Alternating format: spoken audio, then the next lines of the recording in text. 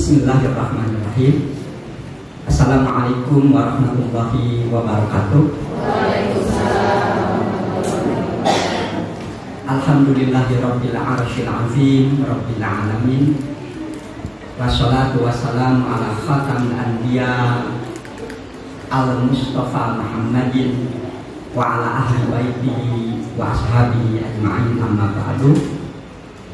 Yang sangat saya hormati para orang tua, wali, calon murid MI Andalan, tamu-tamu pemerhati pendidikan, dan yang sangat saya banggakan, Ibu Kepala MI Andalan beserta seluruh staf pengajar dan juga tenaga non kependidikan yang alhamdulillah saya lihat lebih dari 60% hadir di pagi ini, dan Ibu Kepala bersama tim telah membersamai saya selama kurang lebih 18 tahun di dalam mengembangkan Madrasah Ibtidaiyah Andalan ini.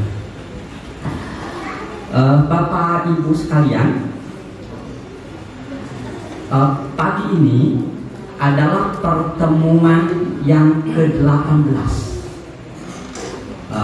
dalam acara open house yang secara rutin diselenggarakan setiap tahun untuk memastikan pertama bahwa program-program dasar MI Andalan dipahami dan dikenali oleh publik pertama, dan yang kedua, informasi update sistem yang diinformasikan secara langsung oleh konsultan pendidikan, yang itu nanti akan menjadi poin-poin kebijakan penting dari para pejabat sekolah di MI Andalan untuk mengimplementasikannya. Bapak Ibu sekalian, acara ini sesungguhnya menjadi sangat penting bagi para orang tua calon siswa MI, karena ini akan menjadi dasar-dasar pertimbangan apakah sekolah ini cocok sebagai kawah canda di muka dari putra-putri tercintanya atau tidak. Dan juga pemerhati pendidikan perlu mengetahui pola sistem, kalau istilahnya paradigma yang dipergunakan di MI Andalan, yang ini menunjukkan bahwa MI Andalan adalah lembaga pendidikan yang sistemnya terbuka, tidak ada yang disembunyikan, apalagi yang kemudian nanti mengakibatkan bisa jadi nih ada gerombolan-gerombolan baru dari alumni-alumninya. Jadi setiap orang memiliki akses yang terbuka terhadap dapur sistem dari MI Andalan itu sendiri. Bapak Ibu sekalian, saya ingin menyampaikan di kesempatan hari ini setidaknya 5 poin yang nanti akan dikembangkan dalam dialog tanya jawab. Yang pertama, apa yang menjadi asumsi dasar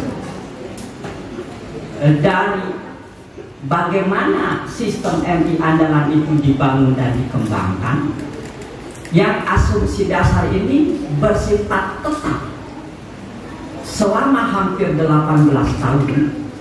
Dan itu yang kemudian menjadi bahan melting pot dari berbagai perubahan sistem dalam birokrasi pendidikan di tingkat negara dan berbagai perubahan sosial. Asumsi dasarnya tidak berubah, yang itu membuat kami tetap bertahan di dalam sistem dan punya peluang untuk terus mengupgrade dan mengevaluasi sistem ini secara berkelanjutan. Yang kedua, MI Andalan memandang bahwa pendidikan itu memiliki 4 pilar fungsional. Yang ini sesungguhnya merupakan turunan dari asumsi-asumsi dasar yang dibangun oleh MI Andalan. Lalu yang ketiga, pendekatan Qurani yang digunakan di MI Andalan. Yang disebut pendekatan Qurani ini adalah bahwa bagaimana pilar fungsional dari pendidikan MI Andalan, asumsi-asumsi dasarnya itu kemudian dikembangkan lebih lanjut, mempertimbangkan berbagai perubahan-perubahan yang ada dengan tidak merusak pondasi dari pilar itu.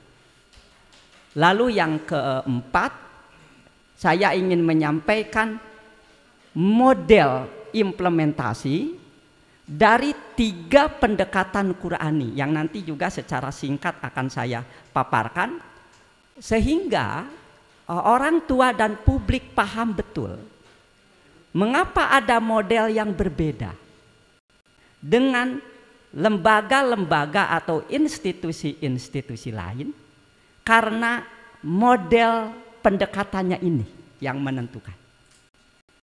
Dan nanti Bapak Ibu sekalian, model implementasi itu yang kemudian akan terus diupdate dari waktu ke waktu, mengikuti berbagai perubahan-perubahan, apa itu perubahan dalam sistem administrasi, birokrasi, pola pendekatan kurikulum. Konon kabarnya setelah menteri berganti, sudah ramai ada perombakan, perubahan, apakah tata istilah atau memang substansinya. Kami akan antisipasi itu semua sehingga itu tidak merusak pondasi dan arah gerak dari MI Andalan sesuai dengan asumsi dasarnya. Asumsi dasarnya ini Bapak Ibu sekalian, ini ditawarkan, bukan untuk disetujui. Nah, artinya kalau setuju masuk ke MI, kalau tidak pilih lembaga lain. Nah, ini filternya.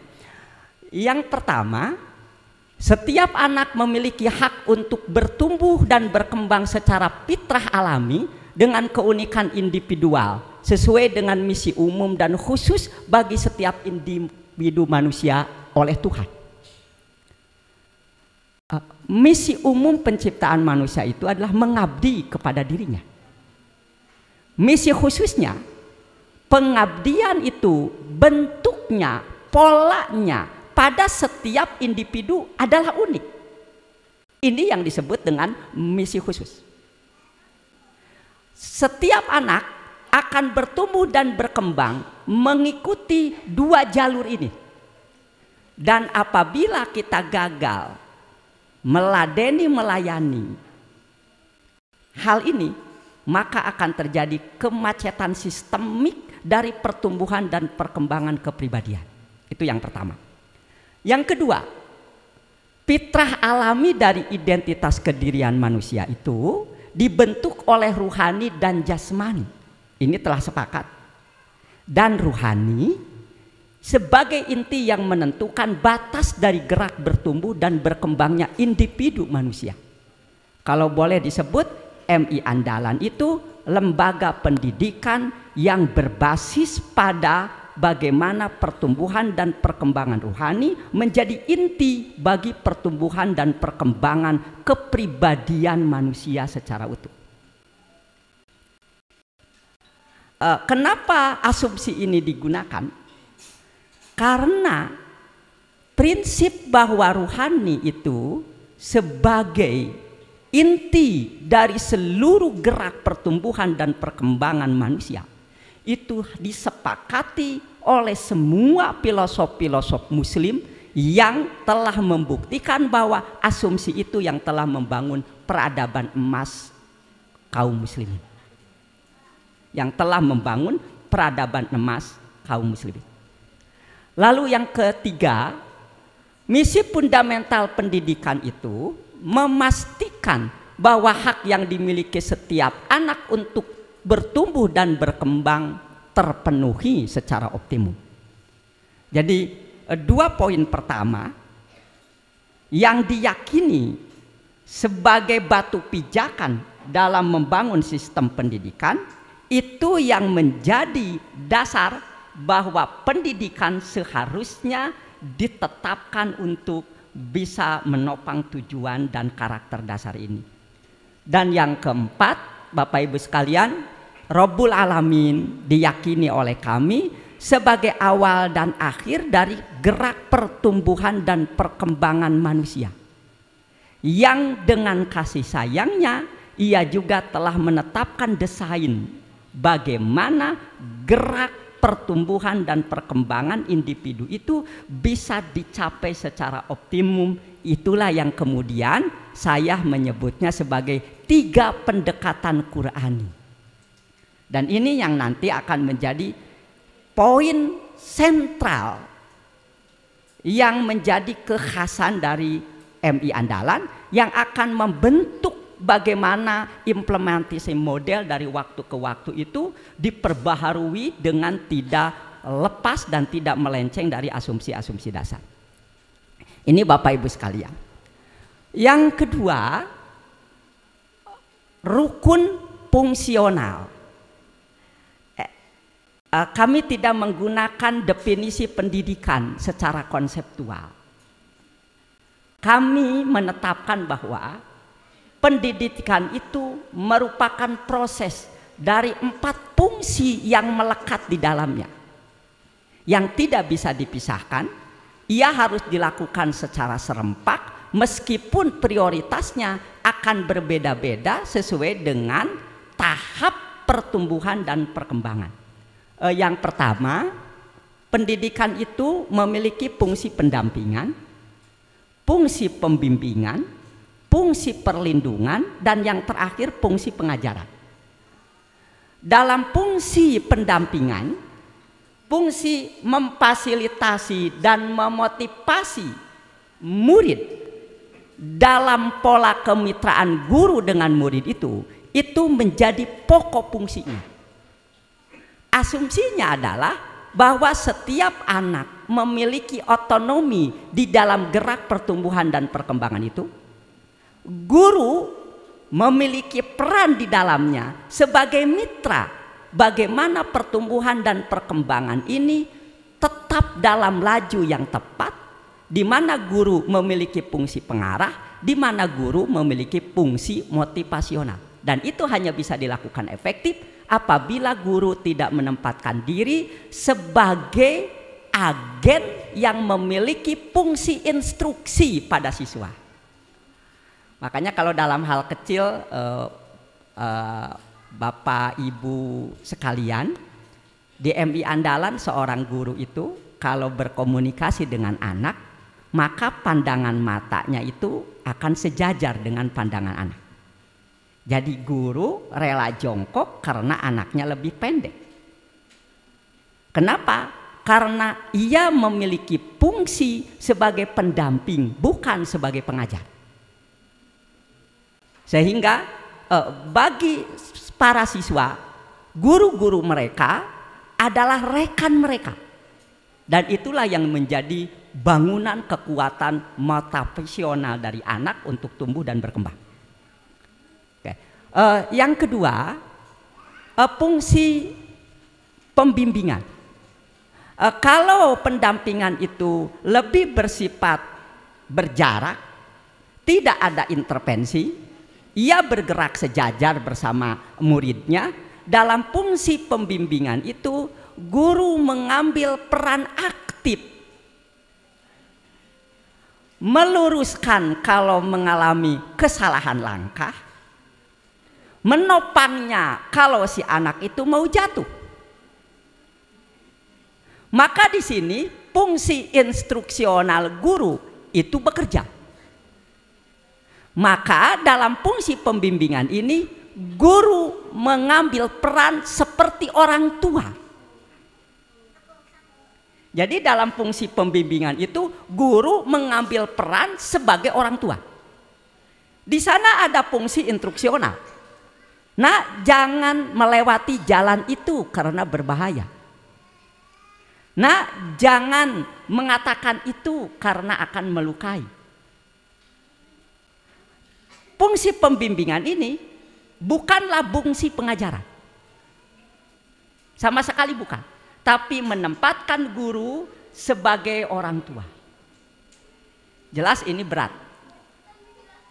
Di pusat-pusat pendidikan guru pun ini jarang ditekankan.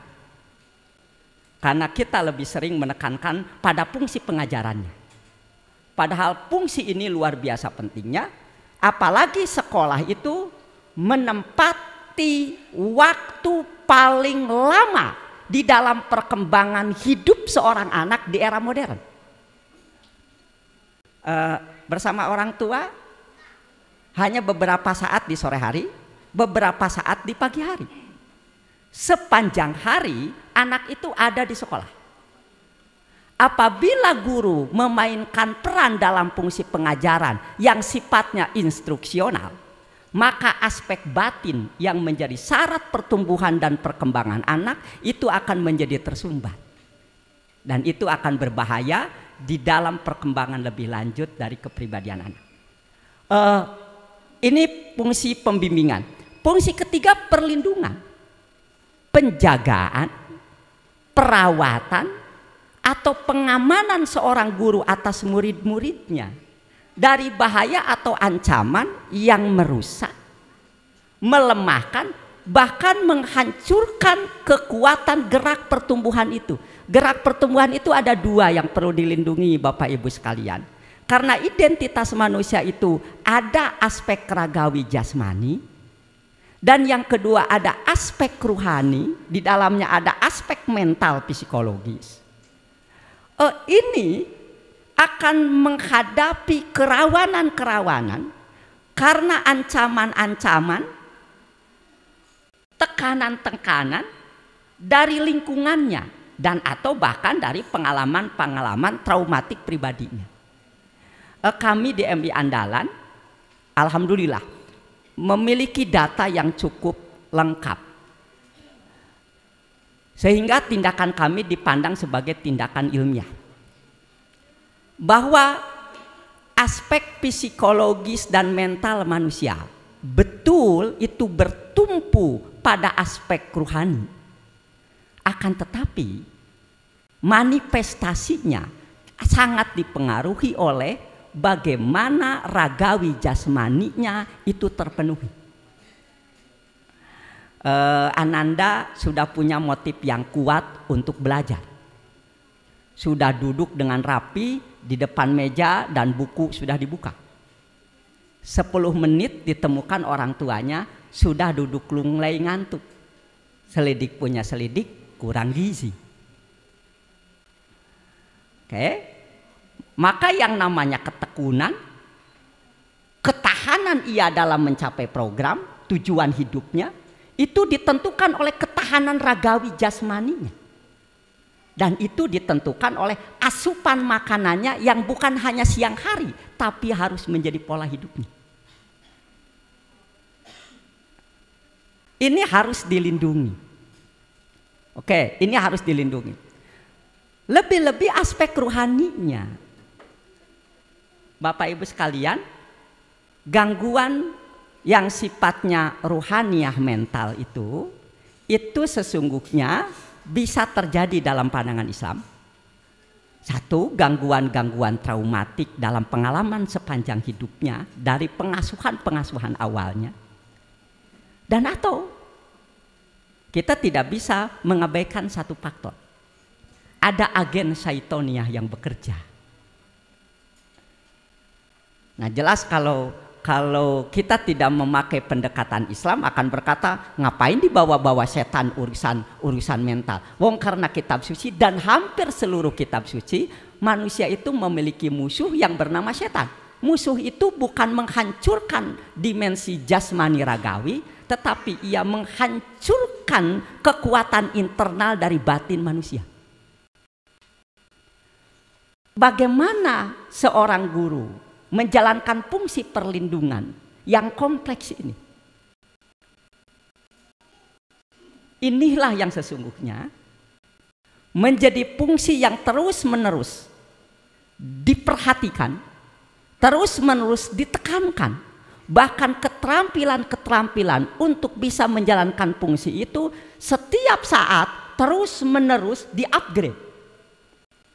Dari pengetahuannya, dari keterampilannya. Kenapa? Karena aspek-aspek gangguan, tantangan, ancaman secara ruhaniah maupun secara jasmani ragawi itu terus-menerus berlangsung. Dan ini bisa memacetkan pertumbuhan dan perkembangannya.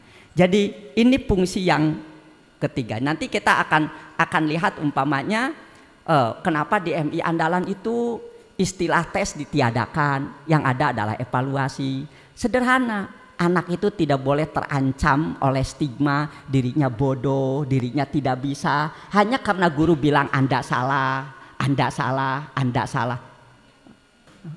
Ini ancaman dari lingkungan. Atau bully yang tanpa sadar terjadi. Meskipun itu selalu saja terjadi, karena itulah hidup. Akan tetapi bagaimana MI Andalan memastikan bahwa kekerasan-kekerasan seperti itu harus benar-benar sampai pada resiko nol, meskipun sangat sulit. Karena ini juga mengganggu perkembangan yang sehat dari mental manusia. Di MI Andalan itu tidak ditemukan warung makan, tidak ditemukan kantin, tidak ditemukan pedagang.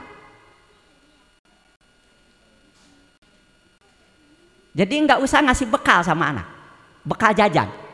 Urusan nanti dicegat di perjalanannya itu urusan lain. Tapi di lingkungan MI tidak. Alasannya sederhana. Ketahanan ragawi jasmani itu salah satunya ditentukan oleh seberapa sehat asupan makanan pada pencernaannya. Selidik punya selidik. Mungkin di sini ada yang dari kesehatan atau dari gizi, saya tidak tahu. Problem masif anak sesungguhnya itu adalah problem pencernaan. Makanya kita punya referensi Pak Iin, Pak Ketua Komite. Kita punya referensi yang ini sudah dibaca hampir lebih dari separuh para guru karena bukunya sudah lama. Sebuah buku hasil riset Daniel Amen, seorang psikiater terkemuka dari Amerika, dan dia adalah salah satu tokoh yang pertama kali, ilmuwan yang pertama kali menggunakan cairan nuklir untuk mendeteksi konfigurasi gerak hormonal di dalam otak ketika terjadi gejala dan fenomena-fenomena emosional. Bukunya ada, dan ini udah kalau nggak salah Bu Ipa udah 3 kali bedah buku di MI Andalan untuk memastikan setiap guru bisa memahami fenomena itu. Ternyata apa temuannya? Jangan segera menghukum anak itu nakal, emosional, temperamental sebelum diteliti apa yang menjadi makanan utama dia sehari-hari dan apa makanan pembuka di pagi harinya.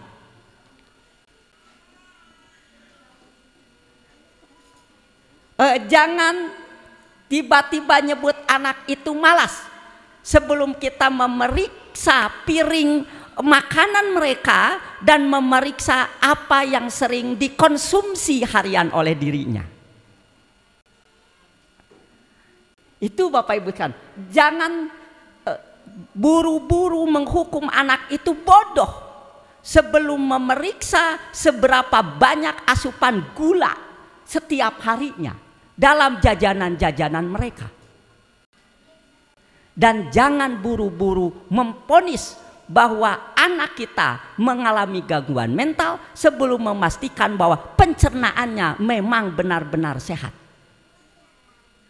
Ini fungsi perlindungan yang nyaris di lembaga pendidikan itu kurang diperhatikan. Bahkan negara baru sekarang membuat Badan Gizi Nasional sejak merdeka. MI Andalan 18 tahun sejak didirikan mempertimbangkan perlindungan ini sebagai perlindungan utama. Kalau ada yang nanya, kenapa ini jadi perlindungan utama? Karena titah Sang Maha Pencipta. Jadi kalau Bapak Ibu baca Al-Quran, akan menemukan 3 perintah Tuhan pada manusia. 1 ibadah, 2 bertakwa, yang ketiga apa Pak In? Mengkonsumsi makanan yang halal dan thayyib. Yang halal bisa dihitung dengan jari, tidak bisa dihitung dengan jari, banyak banget. Tapi yang thayyib bisa dihitung dengan jari. Tidak setiap yang halal itu thayyib, tapi dipastikan yang thayyib itu pasti halal.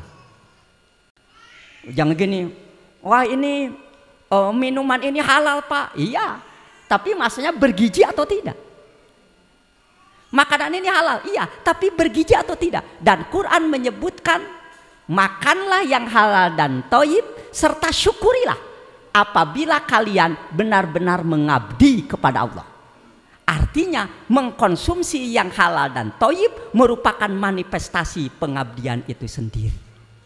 Maka menjalankan fungsi perlindungan ini adalah bagian yang tidak terpisahkan dari ibadah. Jadi pantas kita itu punya problem karena kita melalaikan fungsi perlindungan ini. Ini fungsi rukun pendidikan perlindungan. Dan yang terakhir Bapak Ibu, nanti yang ruhaniyah kita akan bahas lagi. Yang keempat, pengajaran. Nah ini Bapak Ibu yang seringkali menjadi dominan dan selalu jadi fokus dalam setiap pembicaraan pendidikan. Di MI Andalan ini berada di posisi keempat. Pendampingan, pembimbingan dan perlindungan itu adalah 3 pilar, di mana pilar keempat bisa ditegakkan, yaitu mentransformasi nilai, pengetahuan ataupun keterampilan secara formal, secara sistematis, secara terstruktur sebagai modal dalam melajukan gerak bertumbuh dan berkembang setiap individu dalam mewujudkan tujuan hakiki dari keberadaan dirinya. Inilah baru fungsi pengajaran. Itu Bapak Ibu sekalian. Nah jelas di MI Andalan karena 4 pilar, 4 rukun fungsional dari pendidikan ini sangatlah penting. Ini harus diterapkan secara simultan dengan seluruh kompleksitasnya. MI Andalan menetapkan syarat yang tinggi untuk SDM guru. Jadi standarnya itu tinggi, tapi kami tidak menerapkan PPG. Tidak. Jadi sejak awal guru-guru di MI Andalan itu pertama ia berkewajiban mengupdate pengetahuan, dan biasanya ibu IPA dan pustakawan, di sini pustakawan itu bukan hanya jaga buku perpustakaan, tapi ia akan memasok informasi-informasi terkini yang terkait dengan bagaimana 4 fungsi pendidikan dijalankan di tingkat dasar. Dan yang kedua, kami memiliki seleksi yang ketat untuk rekrutmen SDM. Kalau nggak salah Ibu IPA itu memiliki 4 langkah seleksi dari seorang guru. Jadi saya ingin memastikan bahwa SDM di MI Andalan itu benar-benar SDM yang bisa dipertanggungjawabkan di hadapan publik dan di hadapan Allah Rabbul Alamin. Itu Bapak Ibu sekalian. Data terakhir yang saya dapatkan bahwa jumlah guru dalam 24 rombel di MI Andalan tidak kurang dari 60 guru. Untuk memastikan setiap kelas akan didampingi oleh 2 orang guru dengan kapasitas kelas kecil antara 20 sampai 25, tidak lebih dari itu, apalagi sampai 30. Itu sekali lagi untuk memastikan bahwa 4 fungsi ini tidak bisa dijalankan secara sembrono. Ini benar-benar harus dijalankan secara hati-hati dan jelas. Kita tidak bisa memberi beban seorang guru untuk menjalankan 4 fungsi itu di hadapan 20 atau 25 apalagi 30 siswa. Gini harus dibagi 1:10, 1:15. Meskipun bagi kami ini bukanlah cara yang belumlah mencapai hal yang sangat ideal karena keterbatasan anggaran. Kecuali Bapak Ibu bersedia membayar SPP 5 juta per bulannya.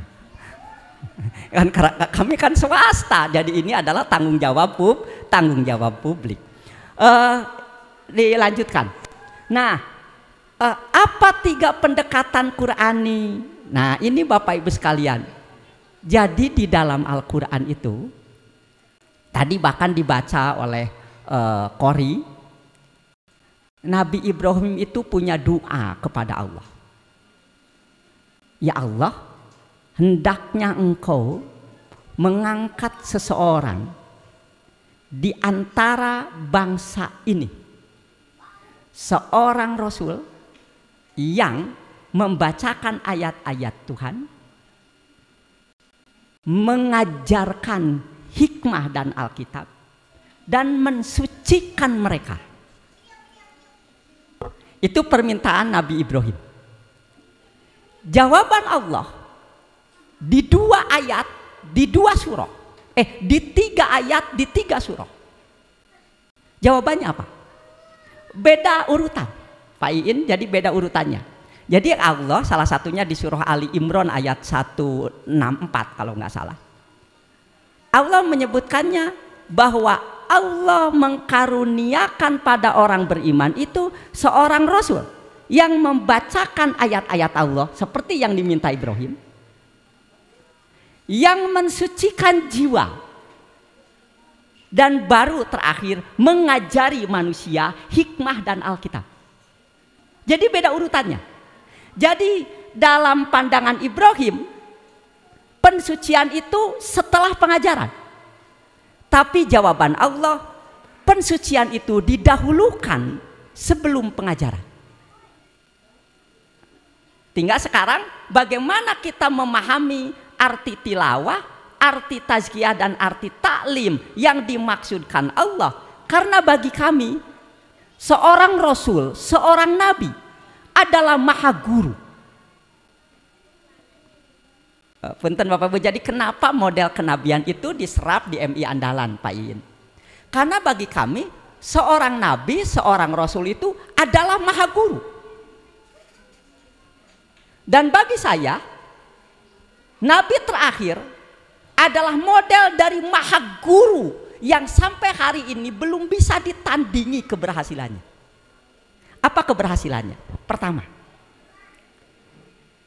hanya butuh waktu 1 generasi untuk mengubah secara drastis masyarakat, yang jelas individu-individu dari mereka yang secara moral berada di bawah, secara pengetahuan disebut bodoh, dan secara peradaban bangsa Arab itu dikenal sebagai bangsa yang miskin peradaban, penggembala unta, penggembala kambing di tengah gurun pasir yang susah sumber dayanya.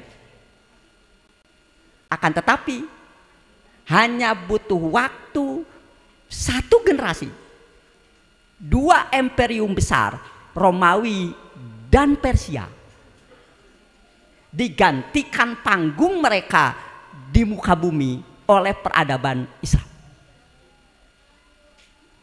Jadi kalau ada yang bertanya, di mana poin keberhasilan sang Nabi ini dalam mengubah individu sedemikian radikalnya? Jawabannya dalam 3 pendekatan yang Tuhan mendesainkannya untuk Muhammad. Yaitu 1, yatlu alaihim ayati, yang kedua wa yuzakkihim, dan yang ketiga wa yu'allimuhumul kitab. Nah, sekarang kita akan bahas sepintas Bapak Ibu sekalian. Saya akan membahasnya sepintas, nanti didalami oleh Bapak Ibu sekalian. Tilawah itu terjemahnya adalah seorang nabi itu membacakan ayat-ayat Allah. Nah, yang kita harus pahami yang disebut membacakan ayat-ayat Allah itu adalah bahwa manusia duduk mendengarkan, meyakini benarnya apa yang disampaikan. Di sana hanya dua pilihan manusia, mengiyakan yang disebut mengimani, menolak yang disebut kafir. Hanya ada dua pilihan itu, mengimani dan menolak yang disebut kafir.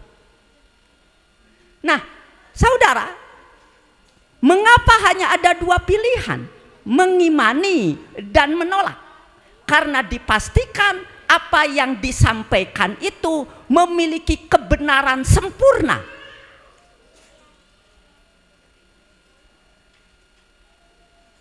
Bapak Ibu, maju mundurnya dan pola sikap individu maupun masyarakat dalam membangun pertumbuhan dan perkembangan diri itu pasti akan ditentukan oleh pengetahuan apa yang diyakini sebagai benar,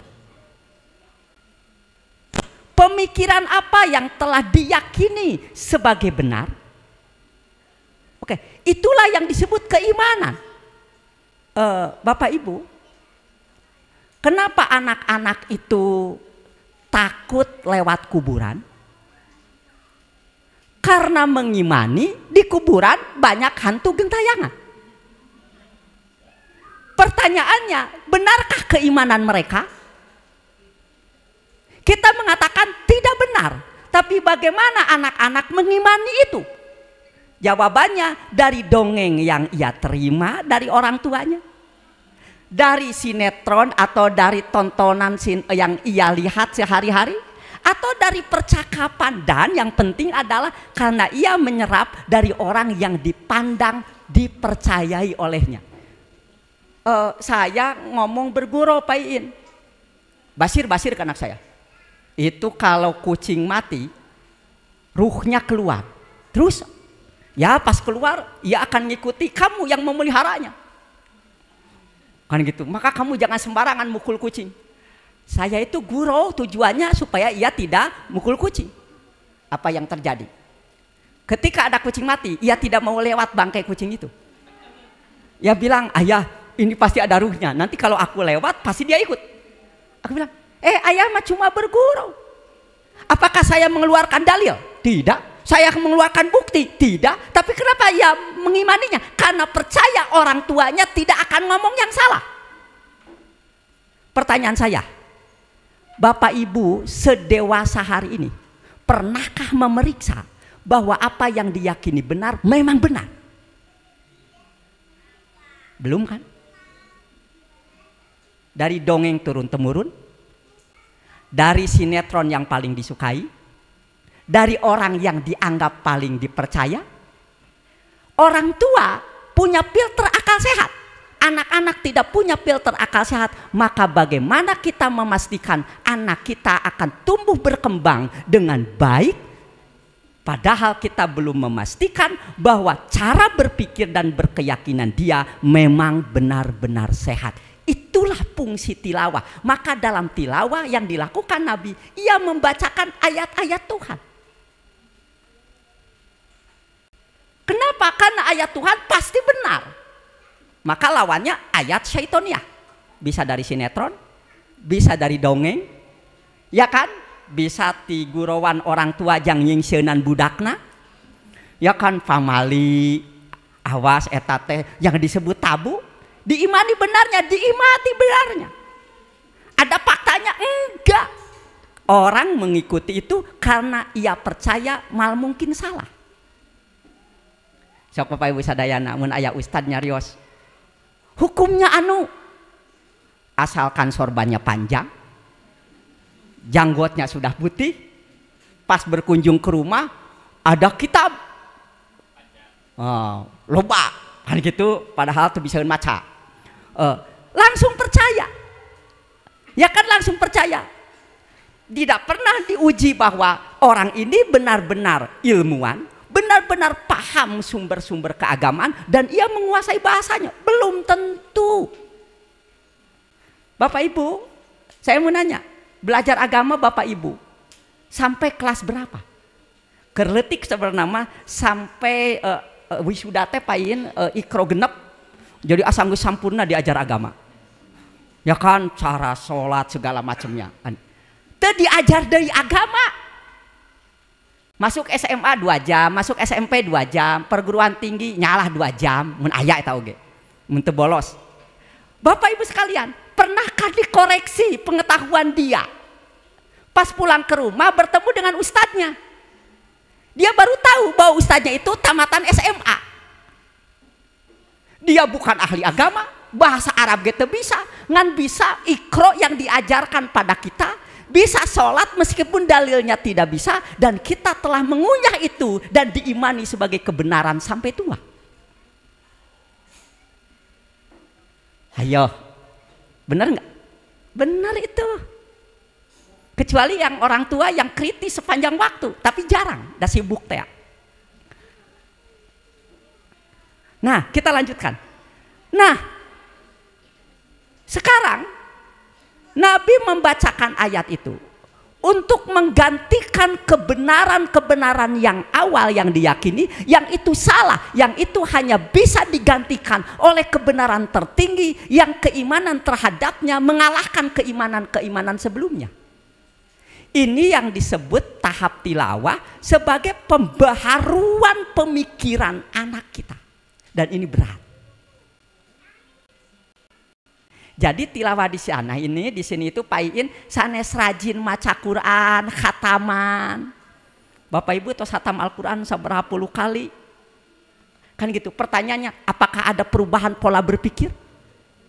Enggak. Kenapa? Baru membacakan tidak menyerap isi. Sebab bahasa Quran itu Nabi membacakan, berarti posisi kita apa? Menyerap. Ketika Bapak Ibu membacakan, siapa yang sedang dibacainnya? Saya udah, Bapak Ibu membaca Al-Quran, membaca ayat-ayat Allah. Sekarang objek yang sedang menerima pesannya siapa? Ngebacaan saha? Ngebacaan sorangan tengarti eusina. Itulah salah kaprah.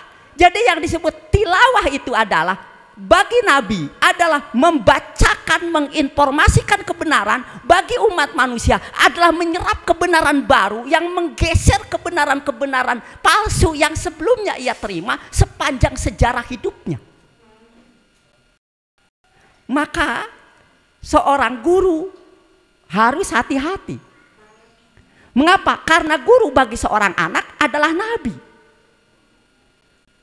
Bapak Ibu sadayana pun anak mun dicaram kusim kuring, kata ibu guru juga sama-sama bilang, kamu nggak percaya sama bapak?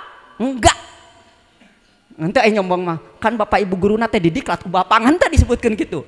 Tapi ini jadi pengalaman bahwa seorang guru telah memiliki posisi plus, bahwa ia telah diposisikan sebagai nabi oleh anak-anaknya. Apapun yang diomongkannya akan diserap. Bayangkan lamun guru yang nyicingkeun budak ngadongeng kuntilanak. Ku sabab dongeng deui guru agama teh nya, dongeng ngadongeng kuntilanak.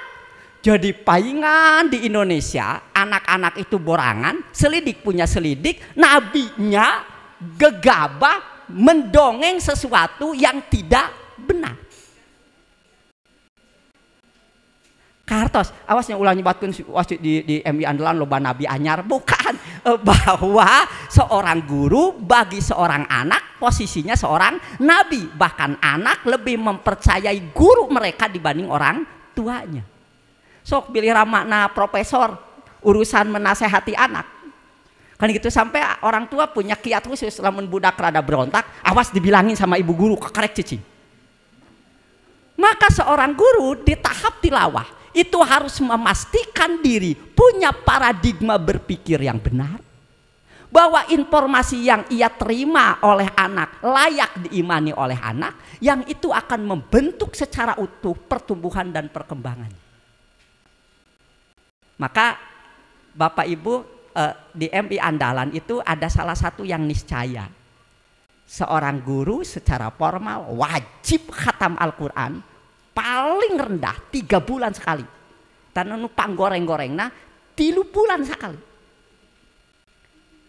Dengan memastikan bahwa dirinya adalah objek yang dibacakan Al-Quran.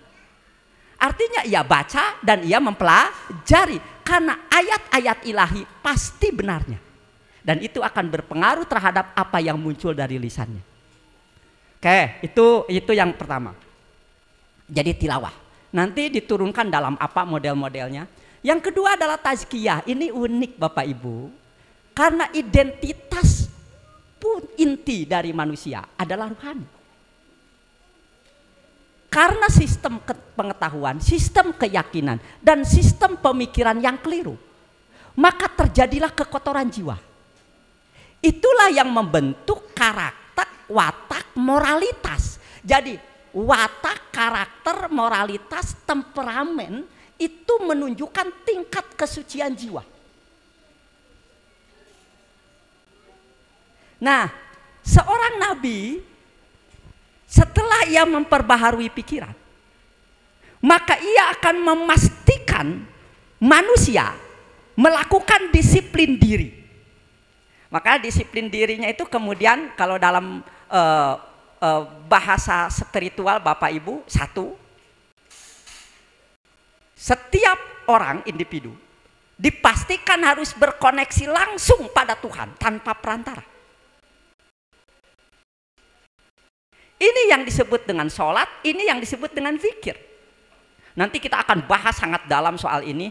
Insya Allah kalau Bapak Ibu jadi orang tua wali siswa MI, bukan calon siswa MI, kita akan punya pertemuan setidaknya 1 bulan 1 kali untuk melakukan pendalaman poin-poin ini. Oke, sehingga nanti akan menjadi pengetahuan bersama antara sekolah dengan orang tua. Jadi tazkiyah itu memastikan setiap anak terkoneksi selasa langsung dengan Tuhannya. Sehingga Tuhan akan terus mengoreksi perilaku-perilaku anak. Kan kalau dalam bahasa Al-Quran ada fadhkuruni adzkurkum. Ingatlah aku ingat kalian. Oke, yang kedua, ciri orang yang bertakwa itu apabila ia melakukan kesalahan, ia segera mengingat Tuhannya, melakukan pertaubatan, dan ia kemudian mengoreksi perilakunya. Jadi tazkiyah itu merupakan lanjutan dari tilawah. Orang punya pengetahuan, kebaruan pikiran, keyakinan belumlah cukup sebelum ia mendisiplinkan diri, mensucikan jiwanya sebagai identitas inti dari pertumbuhan dan perkembangan itu sendiri. Oke, termasuk anak berdisiplin peduli pada sesama yang disebut dengan sedekah, karena dalam kitab suci itu juga disebut sebagai alat pensuci jiwa, dan nanti kita akan bahas, kita jelaskan itu. Dan yang terakhir barulah taklim Bapak Ibu. Ternyata taklim itu tindakan Nabi mengajarkan sesuatu yang baru, keterampilan yang baru. Dan itu membutuhkan kecerdasan, analisis, sikap kritis. Baru di sini yang disebut dengan kecerdasan kognitif. Ternyata bukan soal AHDHA, bukan soal kekurangan tidak makan siang bergizi di siang hari, bukan sekadar, awas, saya tidak nyebut, enggak, bukan sekadar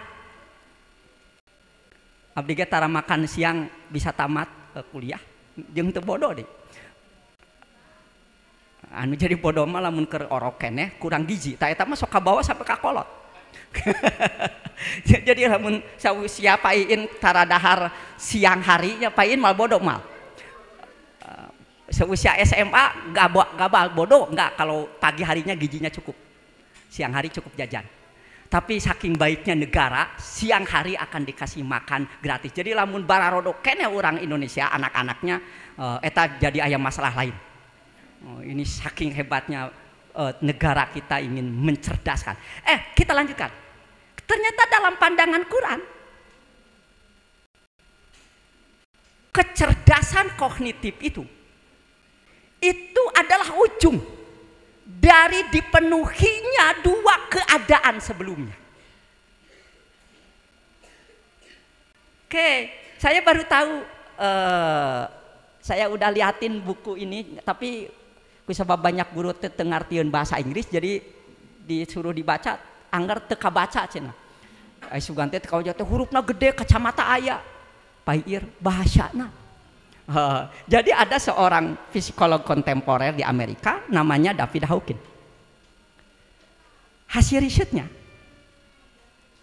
jadi ketika manusia menyerap informasi sensorik, jadi panca inderanya mengalam, lalu dibawa informasi sensorik itu ke pusat otaknya, Bapak Ibu, jalma stres mah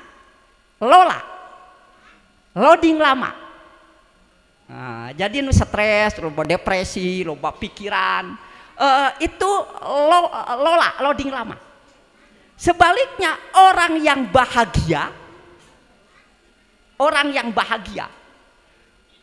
informasi sensoriknya itu mengambil jalan pintas yang luar biasa. Itulah kata beliau yang menjadi sebab munculnya orang-orang jenius di muka bumi.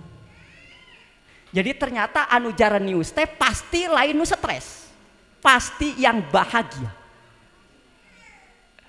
Dan dalam perspektif Islam, pikiran yang bertopang pada kebenaran, jiwa yang tersucikan, itu adalah kebahagiaan yang secara otomatis membentuk diri seseorang, dan secara otomatis pengetahuan akan mengalir deras ke dalam akalnya. Itu Bapak Ibu sekalian. Jadi urusan makanan bergizi eta mah urusan orang tuanya. Kami menjalankan fungsi perlindungan, bukan fungsi menyediakan. Kan? Urusan gizi mah eta urusan ayah pemerintah makan siang bergizi gratis kan bukan diterapkan acan di Indonesia, di Ciamis. Tugas MI andalan adalah memastikan setiap anak terpenuhi sisi tilawah dan sisi tazkiyahnya sehingga mereka akan bahagia, yang itu menjadi prasyarat mental bagi kecerdasan, di mana fungsi pengajaran bisa efektif diterima oleh anak. Jadi sehebat apapun kurikulum, sehebat apapun guru, apabila individu anak tidak dalam kondisi bahagia, maka ia tidak akan bisa menyerap pelajaran. Seburuk apapun kurikulum, sekurang hebatnya seorang guru, di hadapan anak yang bahagia, ia akan selalu menemukan pengajaran-pengajaran terbaik. Jadi kebahagiaan itu Bapak Ibu kunci dari segala-galanya di dalam paradigma 3 pendekatan. Dan saya baca di Finlandia, Pak Iin, ternyata Finlandia menjadi salah satu negara terbaik di dunia karena ada satu fondasi dasar. Apa?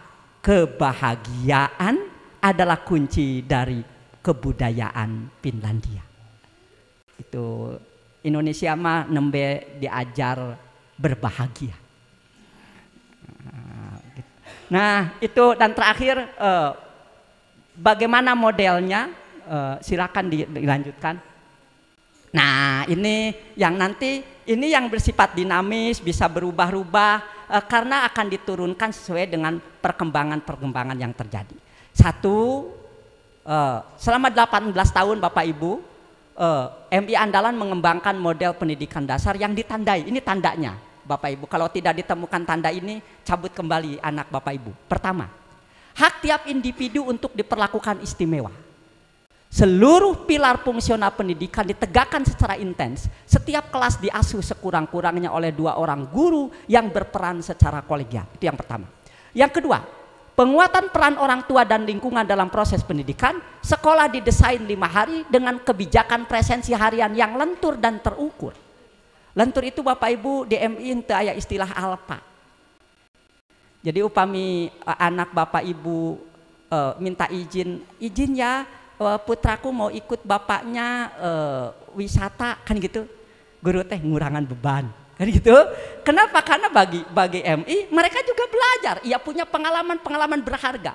Nggak jadi bodoh kusabab tidak mengikuti pelajaran formal 2 atau 3 hari karena ia mengambil pola yang lain bersama orang tuanya. Dan bagi MI, orang tua bukan sekadar memiliki fungsi pembimbingan dan pendampingan belaka. Di dalam hal tertentu, orang tua bisa menjadi pengajar yang baik. Itu jadi presensinya terukur. Itu ayat istilah alpa. Bapak Ibu pun putra Bapak Ibu terbukti dalam sebulan ayah hente lebet sakola, tapi ada keterangan bersama orang tua, itu tidak akan berimplikasi apa-apa. Ini yang disebut dengan lentur dan terukur. Yang ketiga, peran orang tua, guru, dan murid dalam fungsi pendampingan, pembimbingan, perlindungan, dan pengajaran secara berkelanjutan dalam suatu model komunikasi buku penghubung yang terus disempurnakan. Perkembangan anak di sekolah, perkembangan anak di rumah, itu harus diinformasikan. Abdi nguping ti Pawawan, Pair ayeuna mantos resmi. Pemerintah meluncurkan program pendampingan anak dengan sebuah buku katanya. Cek sim kuring, alhamdulillah ayeuna mah teu sosoranganan. Ini jadi kita selama 18 tahun itu sendirian mengambil jalan ini. Tapi sekarang pemerintah mengambil jalan yang sama. Yang keempat, level kelas diposisikan lebih sebagai gerak perkembangan mental, watak, moralitas, dan karakter. Awas nih, yang diidentifikasi sebagai perkembangan dari kemandirian, kepedulian, kerjasama, keberanian, tanggung jawab, kepemanduan individu siswa. Ini yang kemudian menjadi nama kelas. Jadi kami tidak menempatkan kelas dalam angka yang membentuk senioritas, tapi kami menjadikan kelas itu sebagai proyek pembangunan mental. Ini yang juga terus diperbaharui Bapak Ibu sekalian, kedetilannya dan proyek-proyek yang dilakukannya. Lalu yang kelima, kurikulum pembelajaran dipersiapkan untuk melayani gerak tumbuh kembang fitrah individu. Belum. Dengan memperhatikan kurikulum formal negara, kami tidak meninggalkan kurikulum formal negara, kurikulum model internasional selama 18 tahun Bapak Ibu.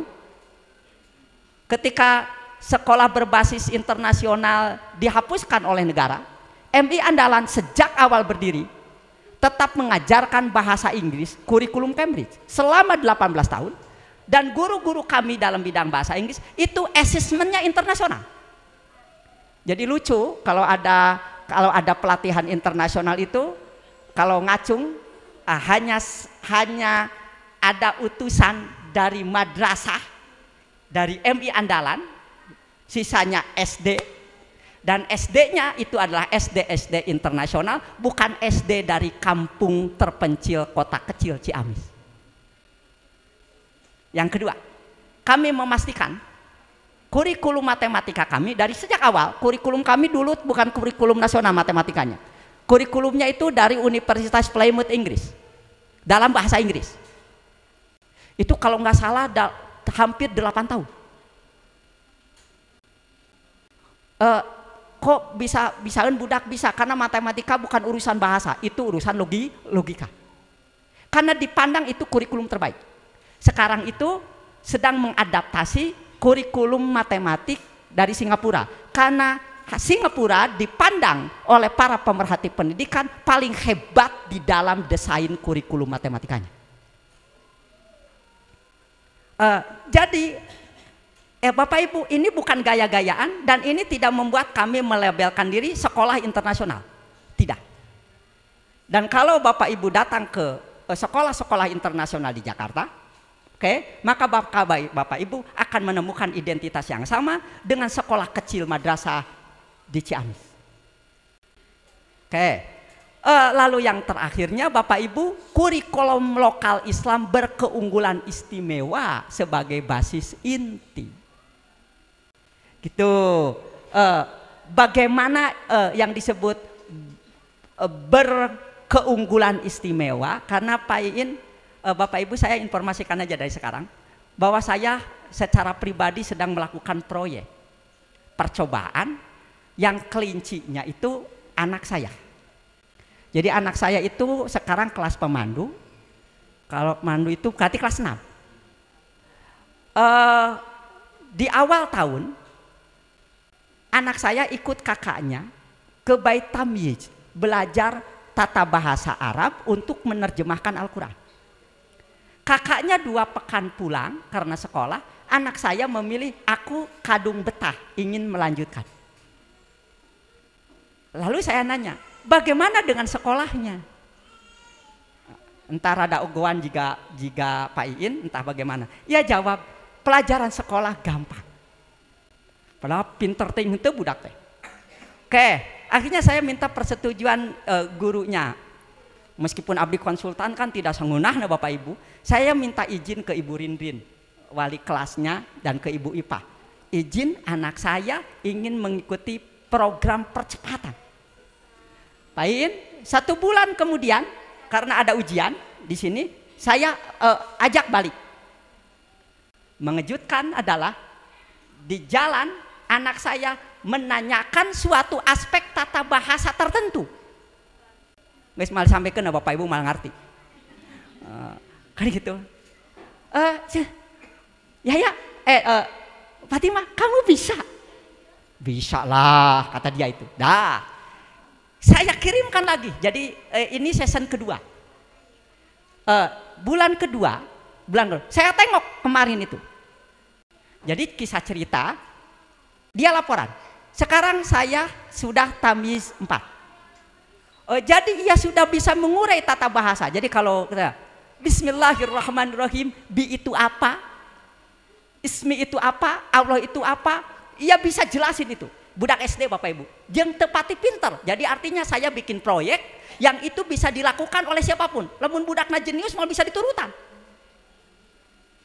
Oke, pas mau saya jemput, anak saya ngajuin pesan lagi.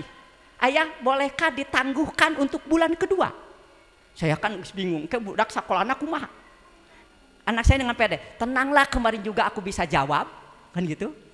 Nyantai 100%, tapi itu jelek banget. Artinya dia menganggap bahwa saya tidak ketinggalan. Memangnya program apa? Dia jawab, sekarang program menerjemahkan Al-Quran 30 juz menggunakan tata bahasa yang ia pelajari selama 2 bulan itu. Saya nanya, sekarang udah juz berapa menerjemahkannya, menghafal terjemahnya itu? Dia bilang, sudah juz 2, juz 3. Tapi teman aku sudah juz 8 ayah. Loh, kenapa kamu juz 3? Pasti bodoh. Jawabnya, enggak ayah, karena aku disuruh jadi mentor. Kamu yang bocil SD suruh mentor? Iya, aku pernah jadi mentor ibu-ibu dan aku pulang ke kamar langsung nangis. Kenapa nangis? Karena aku diteror pertanyaan-pertanyaan kan gitu. Ya bocil lah kan gitu. Tapi yang saya menarik adalah dia punya keberanian untuk menjadi mentor. Oke, jadi temennya udah juz 8, dia juz 3 karena ia diminta oleh gurunya untuk jadi mentor. Berapa lama kamu bisa hafal jawaban dia? Beri waktu 1 bulan. Bapak Ibu sekalian, saya kaget setengah mati. Kan dia nanya, ayah kalau ayah nggak percaya, coba ini 3 juz ya ayah ya. Pilih surat Ali Imran ayat berapa silakan. Saya bacain. Terjemahnya apa? Bisa dia. Beneran paling kalau ia baca bisa untuk dirinya. Kan bapak mah macatnya jang batur. Laras jang batur. Dengan sakur kadenge kahartiman teu. Setidaknya ketika ia mendengar, ia bisa menyerap artinya. Meskipun bagi saya itu bukanlah istimewa.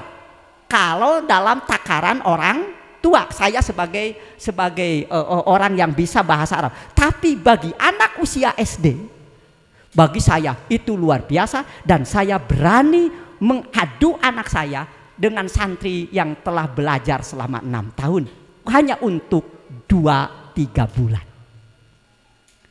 Kalau proyek ini berhasil, saya akan menerapkan itu di MI Andalan.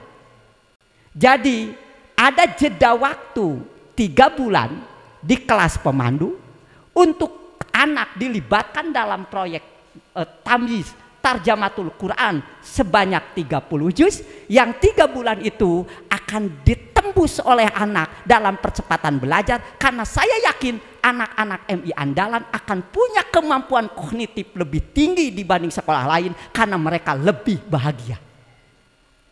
Bagi saya kuncinya bahagia, karena ternyata capaian anak saya selama 2 bulan lebih itu karena ia bahagia.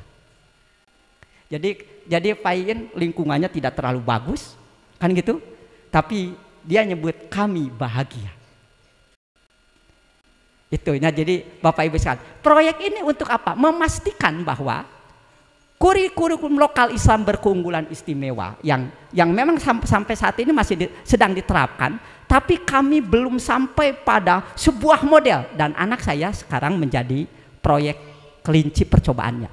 Yang keenam, pembelajaran agama fokus kepada penguatan kesadaran moral dan disiplin diri dengan mempertimbangkan aspek menyembuhkan sandaran fikih dari lingkungan inti keluarga dan sosial setiap murid. Bapak Ibu, saya tahu bahwa ada lingkungan inti keluarga yang Persis, yang Muhammadiyah, yang NU. Mungkin ada Al-Wasliyah, ada banyak lagi lah. Kami MI Andalan tidak akan mempermasalahkan itu, karena bagi kami sandaran fikih itu adalah keunikan dari masyarakat kita. Tapi kami ingin memastikan kesadaran suci mereka itu yang harus tumbuh. Jadi ulang emut ki mun lebet ka MI Andalan pasti rek di NU-keun, pasti rek di Persiskeun, pasti rek di Muhammadiyahkan. Tidak, bagi kami kemajemukan fikih itu bukan soal yang dipandang penting. Ketunggalan maksud saya, kesamaan sandaran fikih itu bukan soal yang dipandang penting. Bagi kami kemajemukan itulah yang akan dipertahankan. Karena bagi kami kesadaran moralnya. Merenan satu-satunya MI merenan Pak Iin di MI di Ciamis di jero pasantren yang Bapak Ibu sekalian bisa menyaksikan anak-anak perempuannya tidak pakai kerudung. Bagi kami fleksibel aja. Biarkan itu tumbuh dalam kesadaran moral mereka bareng dengan proses tilawah dan tazkiyah dan taklim sepanjang 6 tahun itu. Jadi kami fleksibel aja. Kalau hari Ramadan besok Bapak Ibu datanglah ke MI Andalan. Kalau bahasa kita kelas 1, kelas 2 itu dia masih bawa bekal makanan. Ku abdi mah di MI Andalan teu dipaksa kudu puasa geus kekeleyengan budak. Sakedap deui bade adan geus budak teh geus salatri kan gitu. Cek sim kuring ke guru-guru, kalian itu kejam. Allah dan Rasulnya saja mewajibkannya itu setelah mereka balik. Iya mah budak 6 tahun 7 tahun geus kokoloyongan rek salatri. Latihan memangna naik sepeda kudu latihan. Ya kan? Jadi kadangkala, tapi anak tahu puasa. Ada pengen saum. Jadi kalau anak kecil saumnya, kamu saum enggak? Ih saum. Loh, kenapa kamu bawa makanan? Kalau kami anak kecil saum itu tidak boleh bentak orang tua, tidak boleh nyakitin orang tua, tidak boleh banyak bermain. Saumnya kami itu. Lalu saum yang enggak makan nanti setelah kami kalau perempuan sudah haid. Kan gitu sekitar usia 15 tahunan. Oke? Anak-anak sudah mimpi atau sudah usia 15 tahunan, sebelum itu mereka fleksibel. Nah, ini yang kadangkala orang yang tidak paham nyebut ini MI Andalan sekolah liberal. Bukan. Kami ingin menurunkan kasih sayang Tuhan di dalam sistem, sebab kadang manusia sok tahu. Yang kadangkala ketika kita tidak dapat mengejarkan agama berubah menjadi sumber kekerasan. Itu yang kadang menjadi aspek-aspek traumatik dari perkembangan siswa. Dan yang terakhir Bapak Ibu, proses pendidikan dalam fungsi pendampingan, pembimbingan, perlindungan dan pengajaran lebih menekankan pengembangan kekuatan agung alamiah dari tubuh dan akal individu murid. Penggunaan teknologi digital sebagai alat bantu belajar diterapkan sangat terbatas dan cermat. Kami gembira langkah ini bersambung gayut dengan temuan kontemporer. Bapak Ibu boleh lihat akses di media sosial, di internet. Swedia adalah negara pertama di dunia yang di sekolah dasar mengadopsi teknologi digital. Oke, jadi dianggap sekolah yang paling maju menggunakan teknologi digital. Setelah 13 tahun kemarin dibatalkan.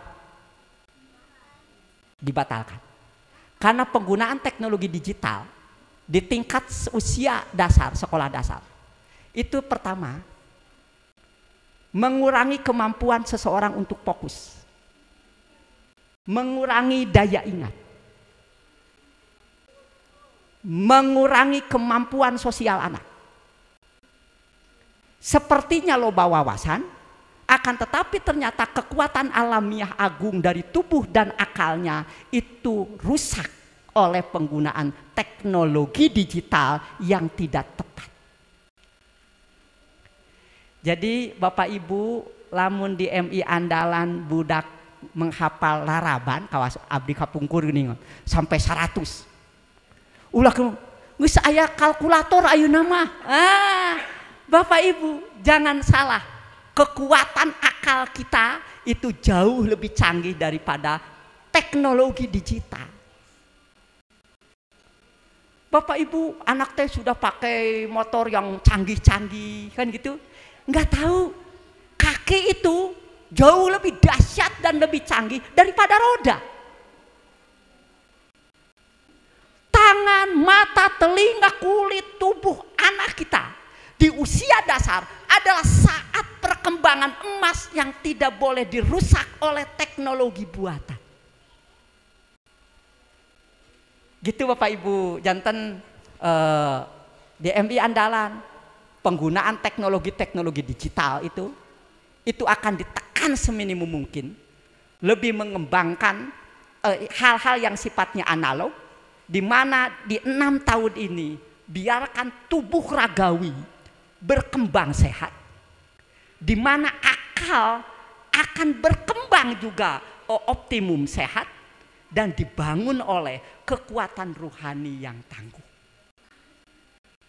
Bagi kami, kalau ini bisa diwujudkan, Bapak Ibu sekalian, rasanya tidak terlalu khawatir anak-anak kita dilepas menemui pendidikan yang lebih tinggi, bergaul dengan kehidupan yang lebih kompleks. Itu aja Bapak Ibu sekalian, inilah model-model yang sedang kami terapkan, sedang kami sempurnakan. Bapak Ibu sudah barang tentu membangun model pendidikan seperti ini, kita tidak bisa bergerak sendirian. Masyarakat sipil terutama masyarakat Islam perlu bekerja sama mewujudkan ini semua. Ini berat, ini penuh tantangan, tapi percayalah, pertolongan Allah itu sangatlah dekat. Inna nasrallahi qarib. Hatur nuhun. Wassalamualaikum warahmatullahi wabarakatuh.